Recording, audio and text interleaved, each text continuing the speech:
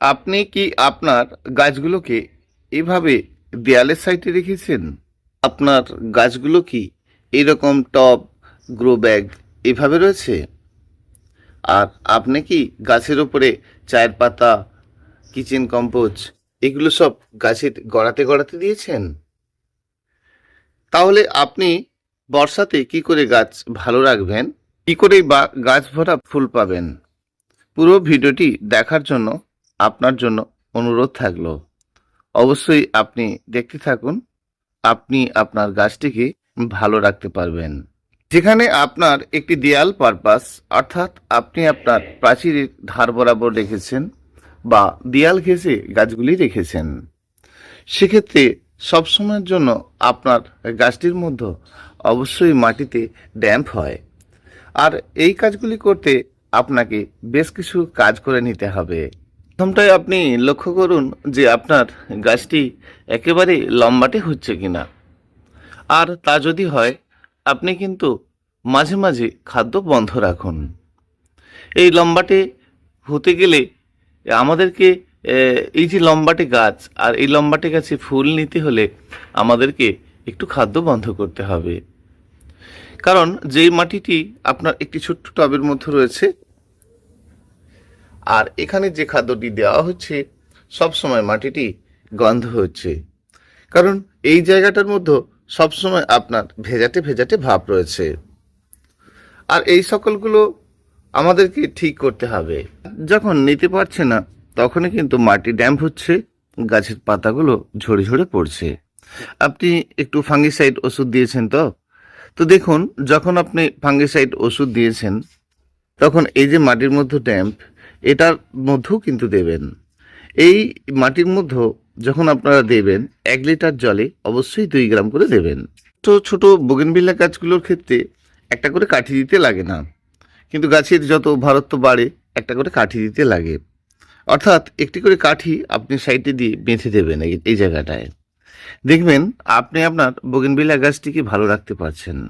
কোনোভাবেই এই গাছটি যেন এখান থেকে লুজ না হয়। কিন্তু এই সাইডের মাটিটি যে লুজ করার দরকার আছে, এই গাছের কাণ্ড শক্ত হতে হবে, পরিমাণে ফুল বেশি তবেই আসবে। সাইডকার যে মাটি, এই মাটিকে মাঝে মধ্যে কিন্তু অন্তত সপ্তাহে একটি বার করে এলোমেলো করতে হবে। কারণ এই ছোট্ট টবটির মধ্যেই আপনার গাছের শেকড় সবসময় অনবরত আসতে থাকবে মাটির মধ্যে। যখনই আপনি বেশি কিছু খাদ্য বা আপনার দেওয়া পুরানো যে খাদ্যগুলি রয়েছে, যখনই সেই মাটির মধ্যে জল পাচ্ছে, তখনই কিন্তু পচন শুরু হচ্ছে। সেই জন্য আপনার মাটির মধ্যে কোনোভাবেই দুর্গন্ধ না হয়, যদি আপনি মাঝে মধ্যে এই কাজটি করেন, তাহলে আপনার গাছটি খুবই ভালো হবে। যদি আপনার সম্পূর্ণ রৌদ্রে থেকে থাকে, তাহলে আপনার এই ছোট্ট টবে এই সমস্যাটা হবে না। যদি আপনার গাছটি ব্যালকনির মধ্যে থাকে, তাহলে আপনাকে মাটিটিকে বারে বারে কিন্তু এলোমেলো করতে হবে। কারণ এই বর্ষাতে আপনার গাছটি ছাদের মধ্যে রয়েছে, তাহলে কিন্তু আপনার মাটি এলোমেলো করার দরকার পড়বে না। আপনাদের সঙ্গে আমি শেয়ার করছি পুষ্পশ্রী নার্সারি, কলাঘাট। আমি কমল। আমার ফোন নাম্বার 9609456194। আপনি এই গতকাল বা তারও একদিন আগে এভাবে একটু চায়ের পাতা দিয়েছেন তো, একটু ভার্মি কম্পোস্ট দিয়েছেন তো, সমস্যা নেই। এটার মধ্যে যে ভেজা বা যে পচনটা রয়েছে, সেটাকে কিন্তু আপনাকে সর্বপ্রথম শুকনো করতে হবে। অর্থাৎ যেই চায়ের পাতাটি আপনি গাছের গোড়াতে দিয়েছেন, এর কারণে আপনার গাছটির ক্ষতি হয়ে যাবে না, কিন্তু এই চায়ের পাতার মধ্যে যে ফাঙ্গাসটা ধরতে থাকবে, সেটা কিন্তু আপনার এই গাছের কাণ্ড পচে যাওয়ার একটা বড় সম্ভাবনা রয়ে গেল। অর্থাৎ গাছের এই কাণ্ড, এই ছালটা যাতে কোনো রকমভাবেই পচে না যায়, সেই জন্য যে সকল আপনারা kitchen compost, vermi compost, others খাদ্যগুলো দিয়েছেন, সেগুলো আপনারা দিতেই পারেন এবং সারা বছরই দিতে পারেন। তবে এই বর্ষার সময় গাছের যদি আপনার গতি, ডগাগুলো লম্বাটে হয়, তাহলে এই সময় আপনারা নাইট্রোজেন সমৃদ্ধ খাদ্যগুলো বেশি দেবেন না। যদি গাছের কন্ডিশন ভালো দেখেন, তাহলে কয়েকটা দিন মাঝে মাঝে থেমে যাবেন, তারপরে দেবেন। এগুলোকে দেওয়ার সময় প্রথম দিনটাকে কি মাটিতে এগুলো এলোমেলো করে দিচ্ছেন? না, প্রথম দিনটাই এগুলো এলোমেলো করবেন না। তাহলে এই যে কিচেন কম্পোস্ট, চায়ের পাতা, ভার্মি কম্পোস্ট সবটাই আপনার ভেতরে চলে যাচ্ছে, কারণ এটাকে আপনি জলে পচিয়ে দিয়েছেন। সেই পচাটাকে প্রথম দিন থেকে দেওয়ার পর উপরে দেবেন এবং খুব ফার্স্ট ক্লাস করে শুকনো হলে তারপর আপনি মাটির সঙ্গে এলোমেলো করবেন। তাহলে মাটির মধ্যে ড্যাম্প আপনার কখনোই হবে না। আপনার টগর ফুলের গাছটি ভীষণ সুন্দর ছিল, কিন্তু তাতে ফুলও দেখছেন, গাছও বড় হচ্ছে, কিন্তু পাতার মধ্যে একটা ফিকে ভাব রয়ে গেছে। দেখুন, এই যে পাতার মধ্যে একটা ফিকে ফিকে ভাব হয়ে গেছে, কারণ আপনার মাটি কি অতিরিক্ত হালকা রয়েছে, সেই জন্য এই কারণগুলো হতে পারে। তাহলে আপনাকে পুনরায় গাছটিকে রিপোর্টিং করতে হবে। আর এই মতো অবস্থায় গাছটিকে ভালো রাখতে হলে এই সময়কার জন্য আপনি বারে বারে মাটিকে এলোমেলো করে একেবারেই শুকনো রাখবেন। তো আপনি যদি শুকনো না রাখতে পারেন, এই সময় বর্ষাতে শুকনো রাখা সবসময় সম্ভব নয়, যদি ব্যালকনিতে গাছ থাকে তাহলে সম্ভব। তাহলে আপনার সম্পূর্ণ রৌদ্রি গাছটা যদি থাকে, তাহলে এই রকমই অবস্থা দেখেন, আপনি কিন্তু কয়েকটা দিনের জন্য খাদ্যটা বন্ধ রাখবেন এবং এই ডগা কুশি কিছু দেখবেন টুকে দেবেন, কারণ এই যে পাতার মধ্যে ফিকে ভাব আর গাছের রূপটাই নেই এবং গাছটির মধ্যে কোনো সৌন্দর্যতা নেই। ফার্স্ট ক্লাস করে মাটি শুকনো হলে তারপরে প্রথম দিন থেকে একটা দুটো দিন গাছে জল দেবেন।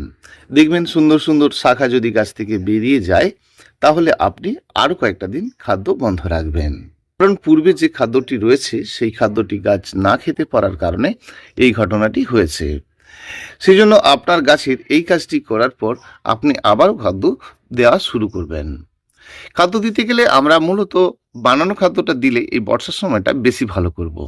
কোনো শুকনো খাদ্যকে জলে একটু হালকা করে জলে ছিটিয়ে দিয়ে ভিজিয়ে যদি আমরা রাখি, 6 থেকে 7টা দিন রেখে দিয়ে আলাদা একটা জায়গায়, আলাদা একটা পাত্রে কিছুটা মাটি মেখে, কিছুটা ভার্মি মেখে, কিছুটা কোকোপিট মেখে, তাহলে সেই খাদ্যটা কিন্তু আমাদের মনের মতো তৈরি হয়ে যায়। তো খাদ্যগুলো গাছের গোড়াতে দিয়ে জল দেবেন না, সেই খাদ্যটিকে বানিয়ে রাখুন 6 থেকে 7টা দিন একটু জলে ছিটিয়ে দিয়ে। খাদ্যের মধ্যে যে গন্ধ সেটা আগে একেবারে ক্লিয়ার হয়ে যাক, তারপরে কিন্তু আপনি আপনার গাছটিতে দেবেন। আপনার গাছটি আগের মতো আবারও সুন্দর হয়ে যাবে। টিকটিকে লম্বাটে ডগা যখন একটি গাছ থেকে হয় এবং গাছের শেকড় অর্থাৎ নিচের থেকে সব কিছু ভালোভাবে গাছটি পেয়েছে, আর একটু রৌদ্র কমের জন্য আপনার গাছের ডগাগুলো লম্বাটে লম্বাটে হয়ে যাচ্ছে, কোনো অসুবিধে নেই।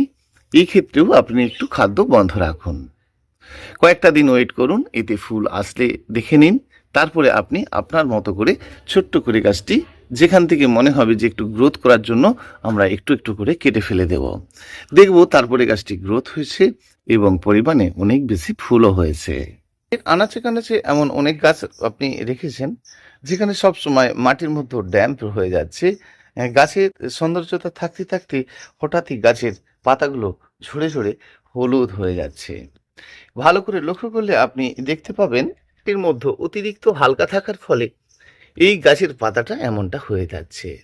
ক্ষেত্রে এই যে বাইরে বৃষ্টিতে যখন আপনারা গাছগুলো রাখবেন, টব ভরে মাটি দিয়ে দিন, তাহলে আপনার বৃষ্টিতে থাক, কোনো সমস্যা নেই।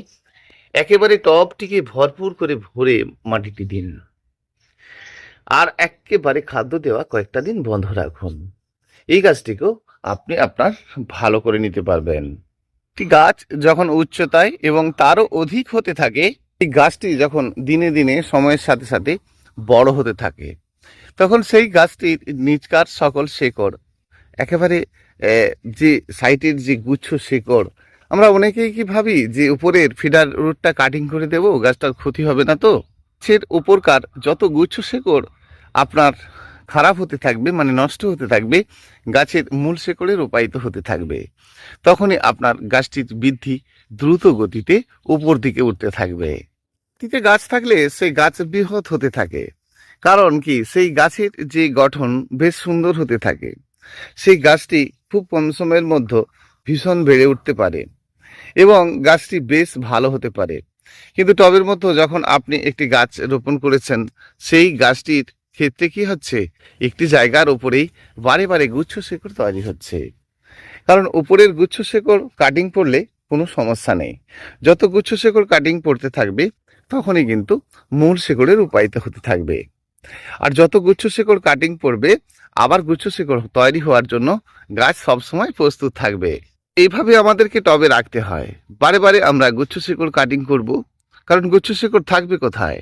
একটা ছোট্ট টবের মধ্যে বারে বারে যখন আপনি গুচ্ছ শিকড় কাটিং দেবেন, আর ধীরে ধীরে আপনার গাছটি আবার কিন্তু নূতন শিকড়ের জন্ম দেবে, নূতন নূতন ডাল শাখার জন্ম দেবে এবং ফুলের পরিমাণে অনেক বেশি বৃদ্ধি পাবে। কি হয় যে ওই গাছের শিকড় মানে যেখানে সেখানে চলে যাচ্ছে, তো সেই জন্য গাছের যে শক্তিশালী শিকড়গুলো নিচের দিকে যেতে থাকছে, আর গাছটি ধীরে ধীরে সুন্দর হতে থাকছে এবং গাছটি ভীষণ বড় হতে থাকছে।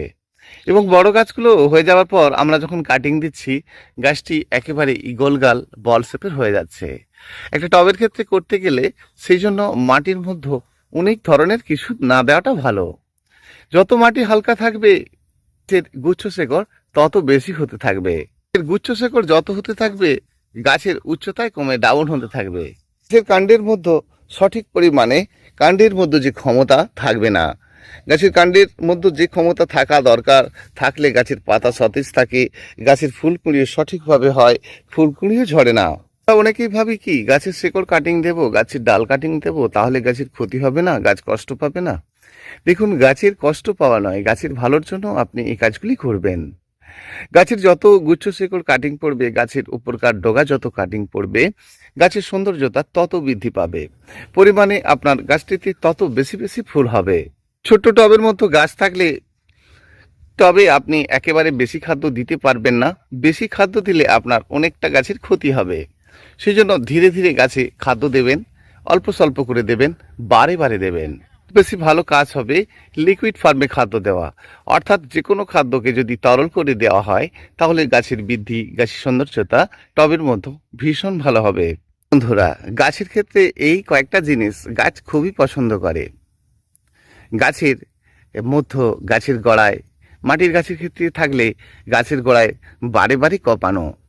একটি ফুল গাছের ক্ষেত্রে মাটির ক্ষেত্রে থাকলে 12 মাসে 12টা বার অন্তত যদি গাছের গোড়ায় চোট দেওয়া হয়, অর্থাৎ মাটির মধ্যে কপানো হয়, সেই মাটি ধীরে ধীরে শুকনো হয়, তারপরে আমরা জল খাদ্য আবারও দেওয়া শুরু করব, আর তাহলে কিন্তু গাছের যে ক্ষমতা ভীষণই ভালো হয়। গাছের ফুল শেষেই যদি গাছে কাটিং করি, গাছের যে সব সময় সকল পাতা হলুদ না হয়ে গাছের সকল পাতা সৌন্দর্যতা কিন্তু আমরা সব সময় দেখতে পাবো। গাছের প্রতি ডালে সুন্দর সুন্দর ফুলের দেখা পাবো। গাছের ক্ষমতা, সে লতানো গাছই হোক আর আপনার দাঁড়ানো গাছই হোক, সব গাছের সৌন্দর্যতা সব সময় সঠিক পরিমাণে দেখতে পাবো। এখানে যে গাছগুলো দেওয়া রয়েছে দেখতে পাচ্ছেন, প্রায় 2,500 থেকে 3,000 গাছ রোপণ করা আছে, সকল মাটিতে রোপণ করা আছে। এই যে গাছগুলি রোপণ করা আছে কিন্তু সমতলে নয়, মাটিতে রয়েছে বলে আপনারা ভাববেন না সমতল ভূমিতে রয়েছে। মাটিতে রয়েছে সাইডকার যে মাটি কাটিং করে একটা করে উঁচু শেড বানিয়ে দেওয়া হয়েছে, যেখানে আপনাদের গাছের টবের ক্ষেত্রে রয়েছে সেই জিনিসটাই এখানেও করে দেওয়া রয়েছে। সেই মাটিকে কাটিং করে দুই ধার থেকে তুলে নিয়ে একটি করে উঁচু উঁচু শেড বানিয়ে দেওয়া হয়েছে, আর সেখানে অতিরিক্ত বৃষ্টির জলও এসে দাঁড়িয়ে থাকতে না পারে এই ব্যবস্থা নেওয়া হয়েছে। কোনো গাছের গোড়াতে সবসময় জমে থাকা জল সবসময় ভেজা থাকাটা খারাপ। যত খুশি দিলেন জল, কিন্তু কিছু সময় পর থাকলো না, তাহলেই গাছ ভালো হবে। ধরনের গাছের ঠিক এভাবেই করুন, যেখানে যে টবটিতে আপনার কখনোই যেন জমে থাকা জল যেন থাকতে না পারে। এর মধ্যে গাছ রোপণ করা, টবে করা, গ্রো ব্যাগে রোপণ করা, সবটাতেই টবের মধ্যে কোনোভাবেই সবসময় যেন ভেজা। আপনার ভাবি কি যে আমার টবে জল দিলাম আর জল তো চলে গেল, জল তো নেই। গ্রো ব্যাগে জল দিচ্ছি, জল তো থাকছে না। কিন্তু দেখুন, এই যে গ্রো ব্যাগে যে ছিদ্রগুলো রয়েছে, এখানেও কিন্তু এসে এর খিটে খিটে এসে এই মাটি এসে বন্ধ হয়ে যাচ্ছে। সেই জন্য আপনারা মাঝে মধ্যে এই প্লাস্টিককে এক্সট্রা করে ছিদ্র করে দেবেন। প্লাস্টিকের গ্রো ব্যাগে থাকলে বা টবে থাকলে সাইড ছিদ্রটা অত্যন্ত জরুরি। সেটা সব সময়ের জন্য শুধু গ্রীষ্মকাল বর্ষাকাল এমন ভেবে নয়, সবসময় যত ছিদ্র থাকবে গাছের গতি পাওয়ার সব মিলিয়ে গাছ কিন্তু সুন্দর থাকবে। আপনার শাক সবজি, ফুলের গাছ, ফলের গাছ, সকল গাছই কিন্তু মনের মতো থাকবে, পাতাও থাকবে ফ্রেশ। এর সমস্যা বিশেষ আমরা তো এই কাজ করি, একটা ওষুধ দেওয়া, যে কোনো কীটনাশক ওষুধ দেওয়া, কিন্তু যেটা বললাম সেটা হচ্ছে সমস্যাটা হবে কেন, আর সেই জন্য আমাদেরকে আগে থেকে এই সকল কাজগুলো করতে হবে, যাতে আমাদের গাছের এই সমস্যাগুলো একেবারেই কম আসে। 10 দিন 15 দিন অন্তর মাঝে মধ্যে একটু গাছে কীটনাশক দেওয়া, 10 দিন 12 দিন বা 15 দিন ছাড়া গাছের গোড়ায় একটু তরল খাদ্য দেওয়া বা কিচেন কম্পোস্ট দেওয়া, তাই 1 দিন বা 2 দিন মাঝে মধ্যে গাছে ফাঙ্গিসাইড দেওয়া, এটা গাছের ভালোর জন্য। এর জন্য আলাদা করে পারমিশন নিতে হয় না। গাছে মাঝে মধ্যে একটু ফাঙ্গিসাইড, মাঝে মধ্যে গাছের গোড়াতে অনেক দিন পড়ে আছে গাছ আর গাছের বৃদ্ধি একেবারেই বসে গেছে, 10 লিটার জলে 100 গ্রাম চুন মাঝে মধ্যেই গাছের গোড়ায় দেওয়া গাছের ভালোর জন্যই। অনেক ভিডিও দেওয়া রয়েছে, আপনারা ভিডিওগুলি দেখতে পারবেন। যারা নতুন বন্ধু, যারা পুরাতন আমার সাবস্ক্রাইবার, তারা তো দেখছেন। চ্যানেলে আপনি নতুন বন্ধু হয়ে থাকলে সাবস্ক্রাইব করে রাখবেন। ভিডিওটি আপনাদের ভালো লাগলে, মনোনীত বলে মনে হলে, উপকারিত ভিডিও মনে হলে লাইক, কমেন্ট, শেয়ার করবেন। অসংখ্য অসংখ্য ধন্যবাদ আমার প্রতিটি বন্ধুকে। ফোন নাম্বারটা আরও একবার বলি, 9609456194, এটি আমার নাম্বার। গাছের সমস্যা থাকলে গাছের পিকচার তুলে হোয়াটসঅ্যাপ করে আমাকে ফোন করবেন। ভালো থাকবেন সকলেই। ধন্যবাদ।